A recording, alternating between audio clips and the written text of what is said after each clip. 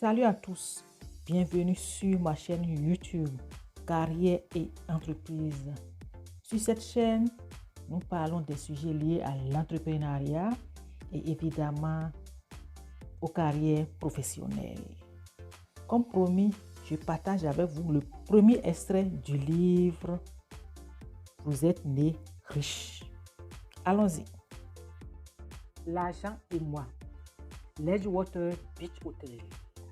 En 1923, 8 des financiers les plus riches au monde se réunirent à Ledgewater Beach Hotel à Chicago. Ces 8 hommes géraient à eux seuls plus d'argent que le gouvernement des États-Unis de l'époque. Parmi eux se trouvaient le président de la plus grande aciérie, le président de la plus importante raffinerie de gaz, le plus grand spéculateur sur le marché du blé, le président de la bourse de New York, un membre du cabinet présidentiel, le plus gros vendeur de Wall Street, le responsable du plus grand monopole au monde, le président de la Banque des règlements internationaux. Dans cet hôtel se réunirent donc les individus les plus influents au monde, ou du moins des hommes qui avaient trouvé le secret pour gagner beaucoup d'argent. Voyons ce qu'étaient devenues ces personnes 25 ans plus tard.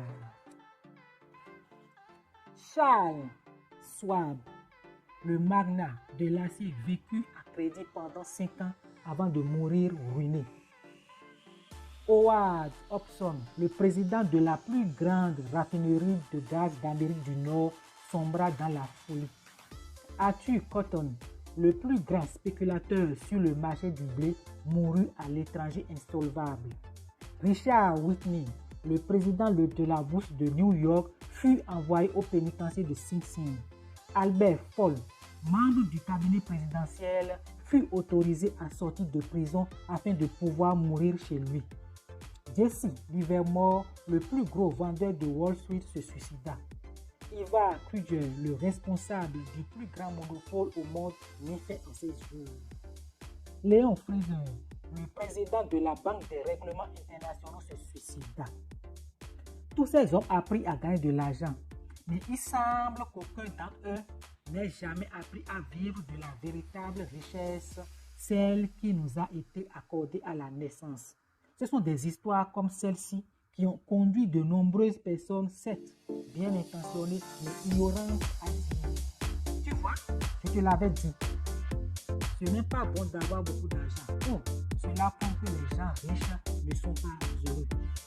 Ces affirmations sont naturellement fausses.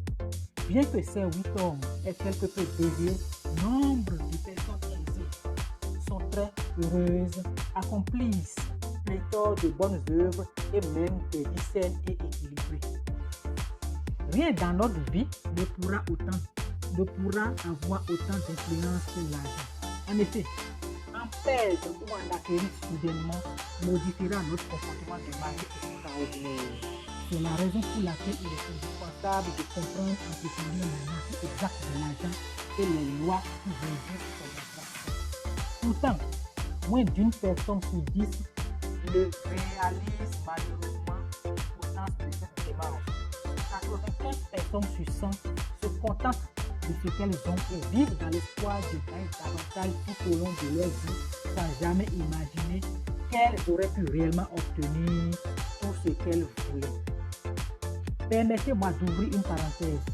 Lorsque vous lirez ce livre, vous laisserez sans doute votre esprit vagabonder, soit en pensant à quelqu'un que vous connaissez qui a fait fortune, soit en pensant à quelqu'un qui a fait faillite. J'insiste sur le fait que vous devez essayer de vous concentrer sur vous-même, car ce que les autres ont ou n'ont pas ne vous fera pas aider. C'est votre propre situation financière que vous voulez voir s'améliorer. Voilà l'extrait que j'ai voulu partager. Alors, mon avis sur ce bout de test, c'est que nous devons clarifier très vite, si ce n'est déjà fait, notre rapport à l'argent, c'est-à-dire la relation que nous voulons développer avec l'argent. Sera-t-il le maître ou sera-t-il le serviteur? Si c'est nous le maître, nous sommes sauvés, car nous sommes aux manœuvres. Par contre, si c'est lui le maître, nous risquons de nous retrouver à mauvais port. Sur cette chaîne, nous parlons de carrière professionnelle et d'entreprise prospère. Ces deux éléments sont étroitement liés à l'argent, au gain, voire chiffre d'affaires. Du coup, pour aller plus loin, il urge que nous évaluions ce fameux rapport entre l'argent et nous, comme l'a dit l'auteur Rob Proctor.